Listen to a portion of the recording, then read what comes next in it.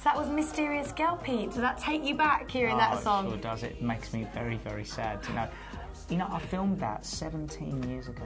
Where does the time go? And I was in Thailand, and we filmed it in the place where they filmed the movie The Beach. Oh wow! And then later on, DiCaprio. And later on, where they filmed The Hangover too. Same, all those areas, and I mean, I haven't been back since. Wow, that's a nice pop fact. So I didn't know it was filmed there. So that's really good. It's beautiful. Everyone thought it was Jamaica. Have you noticed me starting to lean back? I've sort of noticed. Yeah, I'll tell you guys later on. And also on tour, when we do Mysterious Girl, we don't just do it as Mysterious Girl. We bring in other tracks that have the similar chords, like Inner Circle, Girl, I'm Gonna Make You Sweat. Bob Marley. What's the song? Stir It Up. Oh, okay. It all fits in with the same chords, so we just do like a mash up with it. We mash everything up on tour, because that's, people want to feel, you know, not everyone wants to sit there and hear a whole song from start to finish. You've got to give them something fresh and new, you know. Oh wow, exciting! How do you take the children on the road with you? How does that work? Yeah, if I've got them on the time, and that Junior is like, he gets mad at me if he doesn't come on stage, and I don't bring him on stage because I think, I don't want, you know, I want him to sit there and watch it, and he gets mad at me afterwards. He's like, why? Why can't I go? And he's like, why? He said, Dad, when I walk out, the girls are screaming at me, which they do. The girls are screaming. And you know what he does? He walks out and he goes... A little heartbreaker. Right? And then he goes to me, if they're screaming for me, why are you on the stage? And I said, son, you've got a point. But go sit down. This leads me to my next question, which I think I might know the answer to. Out of Princess and Junior, who's most likely to follow in your footsteps as a pop star? Definitely Would it be Junior? Yeah. I think Tiami is going to be a nun. No, actually, I'm serious. She's going to be a nun. Okay. Now, I did meet this sister. You know, she was a nun, and I met her. And she came up and she said, "Oh, I love your daughter." And I said, "How old do you have to be to, you know, sign someone up for the convent?" And she thought I was, at first she thought I was really serious, and I went, "Because I'm really serious." She said, "Well, I think she's a little too young, but we can work on it in the next couple of years." And I said, "Good, yeah, thanks for that." I said, "Can I get your contact and all that?" And she's like, "Well, you can go and get the parish of the church, and I'll tell you where it was." She was so So my daughter's apparently going to be a nun, a doctor, an architect, or, well, that's it. There's no other choices. That's it for Done. her. And is it her birthday, I believe, today? Oh, happy birthday! What are her plans? What are you going to be doing with her? I've got a massive birthday party this afternoon for her. I've got face painters, I've got caricature drawers, I've got bouncy castles, and you're going to love this, I have got an ice cream van coming and delivering ice cream in my garden. So I know, I said to Dad today, if I ever did that as a kid, right now. Ice cream van rocks. You are going to be best dad of the century now. She's going to love you for life, not that she does already. No, because she said to me last night, she goes, "Dad, what's my birthday going to be?" I said, "Excuse me, you don't ask questions like that. You're lucky you're having a birthday." "Yeah, but Mummy bought me loads of hairbands and loads of sunglasses, you know, the little cute baby ones." And she's going on and saying, and she got me this hairband and that hairband and this, like as if it's a competition. I said, "Listen, when you see what I've got for you today..." Oh my. And I said, "And plus you should never ask for presents." But I'm going to give her one. What have you got her? I've got her a pink Mini, like that she can drive around the garden. You know, one of those ones, the electrical ones? I know. Oh my. I do. But I want one. I want her present. But she does get sport a lot, and Mum obviously treats her a lot because Mum loves her so much. You know, she is a little princess. Yeah. And me, I'm probably a little more strict in that. But I still, sometimes we go to Toys R Us and I say to the kids, you can have one present. They don't argue.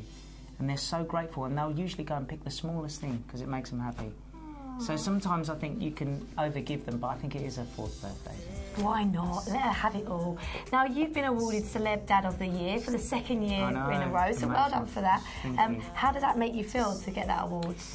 Well, for me, I think that's the greatest award you can get, because you win a music award or you win a TV award is great, and that makes you feel fantastic for the moment and for that year. But to be known as something as a, you know, good father, that's lifelong. So, you know, of course, it's the ultimate award, and you put it on your mantelpiece and you feel great. And it is good, and I think there's loads of great dads out there. I just happen to be one that has got the chance to sort of represent the dads. There's so many great dads. Jeff Brazier, who was nominated, David Beckham, Sir Elton John. I mean, there was all this controversy about Sir Elton John, about his preference, you know, or is, I don't know what the right word to say on camera here, but all the fact is he's got a child that he totally loves and dotes on, and that's what a father is. It had nothing to do with anything else. So I was almost really willing to hand over the crown, and it came back to me, so thank you. Oh, that's really sweet. So music-wise, are you planning to release another album later this year? Yes, the last album was all British. I worked with only British artists. The next album is, I am going back to America, where I did my the platinum album, Revelation, which was great. And I'm going to go back and I'm going to really take my time and put together the hottest. I want to do the hottest album. I want to work with the hottest artists. I've already, you know, we had people work on the last album like Labyrinth and stuff like that. Was never really known. And they're great writers, and now I'm going to go back to the people that offered in the past, the Missy Elliott's and all that that we were speaking with before. I want to go back and I want to start doing stuff that's old school melodies, but really up-to-date beats. Sweet. So hopefully. Fingers crossed. And music-wise, who are you liking in the UK charts right now? Is there anyone you're really like, wow? I think there's a lot. I love Jessie J. I think she's awesome, and I love her attitude towards everything. I think she's brilliant. I think there's a lot of great artists at the moment. There's a lot of good bands as well, and I think when you go to these festivals, I mean, I get excited because I get to watch the other bands. To be honest, I was a year too late, but I really loved Kasabian, but too late. They'd already been out for ages, and all of a sudden I saw them at the Brits live, and I went, oh my God, these guys are like the Doors, you know, they were amazing. Yeah. And then I find I'm a year behind. I always everyone talks about these new artists, and I get it about a year later and go, wow. Because you're so busy, you've got so much going on. Yeah, I don't listen to radio. I should listen to radio. Maybe they do play my songs, but I never heard it. So I know you've got a busy year. Have you got anything else that you're going to be doing? Yes. So you're working on the obviously album later in the year. You've got shows. What else are you going to be doing? Anything? Probably collapsing at some point. Resting, taking it easy. I'm taking. Is there anything else you want to do? Do you know what? I think TV's my future. I love doing music, but I think TV's my future, and there's so many conversations about TV work, and I think I really want to focus so much, not just reality. That's just one side. Getting your own show. Yeah, I think you'd be good at doing a talk show. Yeah, but not even a talk show. I'm talking about skits. I love doing comedy skits. I love doing it, and I want to go into stuff that's, you know, look, there's only one Johnny Ross, there's only one Michael Parkinson, there's only Alan Carr's really good now. That's a really funny show, though, isn't it? It's not serious. I leave that to them. You know what I mean? I've got other areas where I feel I could be really good at. So we can look out for maybe a comedy sort of skit from Peter later. I've got ideas, and I don't know. Hopefully they'll work. Fingers crossed. Well, Peter, thank you very much for coming in today, as always. Wish you the best of luck with your latest single, Perfect Night. And all those shows you're doing over the summer, they're going to be mental. I definitely will be there.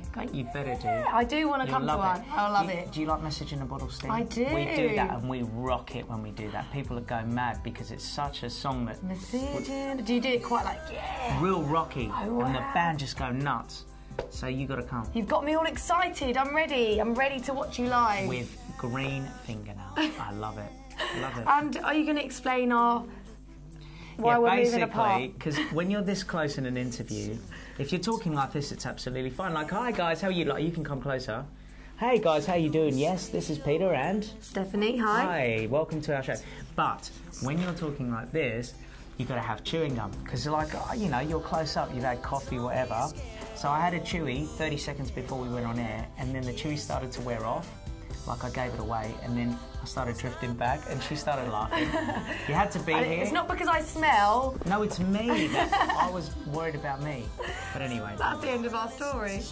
And you can maybe win that chewing gum somewhere along the line. You really don't want to win that chewing gum. We'll pick it up later. I'm going to eat it again. It's in one of those wrapped up packets. Thank you. And that's the end of our story. Thank you. Nice to see you. Don't be scared,